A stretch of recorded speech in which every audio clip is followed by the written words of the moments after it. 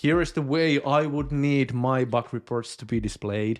Discussions and what do you need, what do I need? Sort of the documentation or information sharing type of thing is one thing. So we had this like a side project of actually developing a UI that would use the API tool for API test, non-standard API testing.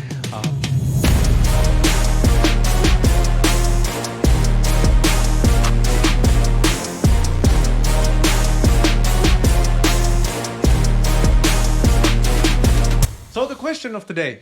Yeah, the question of the day is, as a developer, how could I help testers? As a developer, how could I help testers?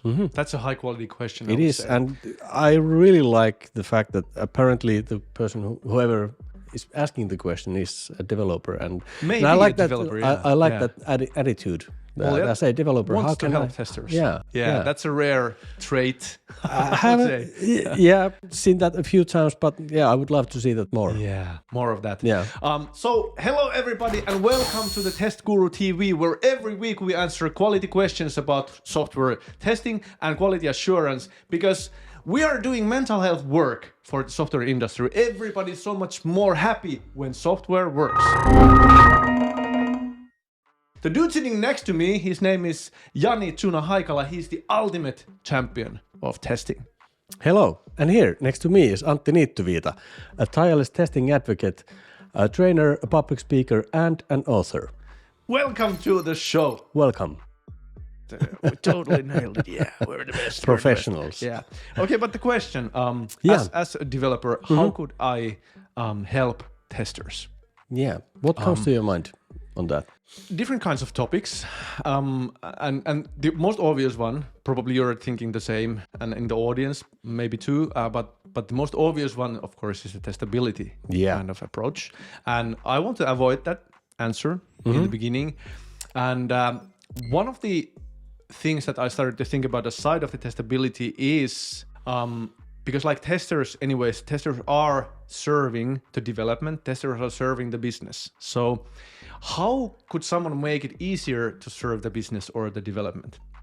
Right. And that was my like initial question about this question behind the question. And the thing that came to me first was that if I'm a developer, I need to communicate to the people who are serving the development what I would need from them, what I would value as a result from them. So I would need to communicate my needs to others so that maybe they may be able to meet the needs. So it's pretty hard for me as a tester to guesswork what the specific developer needs from me. So I'm just guessing that they may need bugs and they may need some kind of support and stuff like that. So and debugging or whatever. Those are guesses. So the developer, me as a tester, I could ask from the developer, what do you need? Or I as a developer, I could actually share my needs with the testers. So this boils down to your ability to actually clarify what would you need from a tester to make a better job as a developer. True. Yeah. Yeah, that's a good point. Yeah. So this is like a pen and paper work that I usually love to do. So yeah, I'm a developer. Here's an empty sheet of paper. Here's my pen. So here are the things that would make my work as a developer easier, faster, better, Here are the things that I would need as an information and input from the testers. Here is the way I would need my bug reports to be displayed and stuff like that. So just like draft an outline of what you need as a developer. And that's for sure. If you can communicate to the people that you're working with, that will make your job so much more easy. Yeah, and for everyone. For everyone, exactly. Yeah. And that's actually, aside from the testability aspect, that's sort of something at least close to something that I was also thinking about, and having those discussions. What do you need? What do I need? How can we make each other's lives easier? So it's quite close to that. Yeah, that's true. Yeah, and then that kind of an approach would open up the discussion for testability too. So are there like features that we could implement? For example, getting some kind of trace reports or debugging information when crash happens. And there's actually in testability there's quite a lot of different aspects. I've got a few examples here, but yeah, there's quite a lot of different angles to that as well. Yeah, so it's obvious that we are approaching testability now.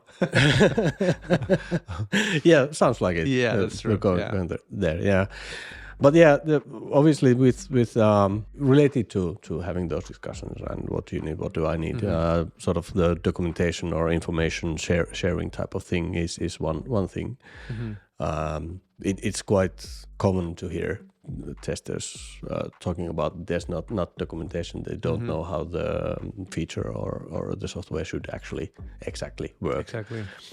So there's obviously any information that you, whether it's documentation or other ways of sharing that, just definitely that helps in testing, and it's sort of related to testability. Definitely. So it's like freedom of information, like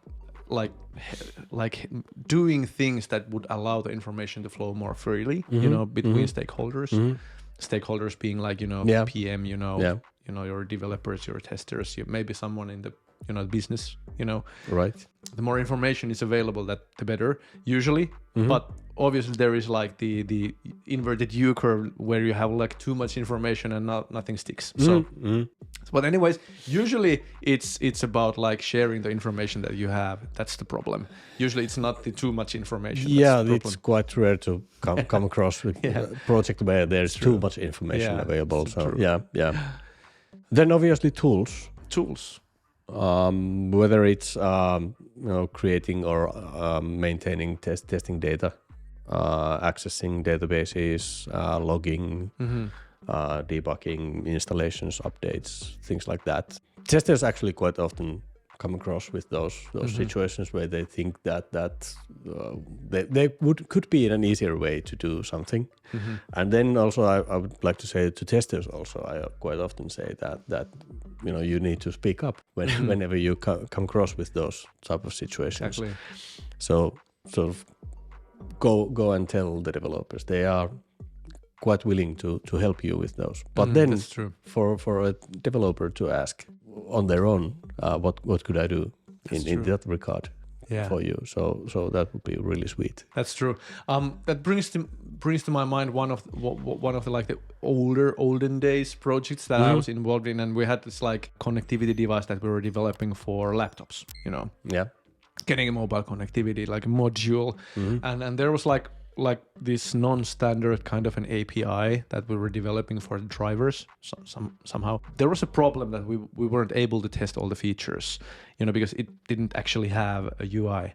So we had this like a side project of actually developing a UI that would use the API, and as we were progressing with developing that tool for API test, non-standard API testing, we actually, the developers came with an idea that now that you have a tool to test it, why not implement a feature to automatically run tests too? So they actually implemented an API tester for that specific strange non-standard API with automation features, and that made our life as testers so much easier when we were able to like record our sessions and script new tests and stuff like that. So we had this like awesome coverage like when we were testing the API. That's cool. In the end. So that was a huge like insight for me that something like this is possible if we are as a team willing to invest into making the life of bug hunting easier and faster too. Yeah. So yeah. And quite often it actually turns out that even as a tester you might think that might be too much work to do to get something like that implemented, but then you should still ask, because quite often those are for the developers,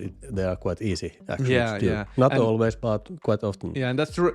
And ask not just once, not just twice. Sometimes as a tester you should ask like 7 times to actually get it done. And in the end, with the developers, it actually turned out that the tester was actually a priceless tool for the developers as well, because like they were able to like rapidly when they were making changes and stuff like that, they were able to use that API testing UI, for checking that if it works or breaks something, and we had this automated smoke test there, so we didn't have the concept of continuous integration back then. So they were able to like, they made changes and then they would like tap run and they would see if everything broke and stuff like that. So they would manually do like the automated tests. So manual test automation, I would say. Right. Yeah. If there's being test automation is being done, that's one thing also on my notes. because I've come across this thing quite often, and in particular in on the UI level, if you're doing automation on the UI level, then it's always the question is how can I allocate the different UI elements, sort of find them and do things on those, whether they are buttons or text fields or whatever. So the unique locators and static unique locators are the thing that you need there. There's technologies that create dynamic locators every time the code is being run, but quite often you can actually do something about it, and that's something that could help with doing that automation. That's so true. Yeah, that's testability type of thing also. But yeah, that's like this like very practical like tool kind of an approach. Yeah. And I always love to think about like the hands-on practical, and then thinking about like the some call it the soft skills kind of approach. So I always think about like in two different kind of points of view, like the practical tools and methods and tips and tricks there, and then it would be the psychology of it, then it would be the social skills of it. And that's what brought me into the first answer about clarifying what you need and want as a developer, what would value your like work more. But then the prerequisition for that, so taking a sidestep from the tools, would be that just as valuable as the human connection and the trust and getting to know each other is for the testers, it's as valuable to developers.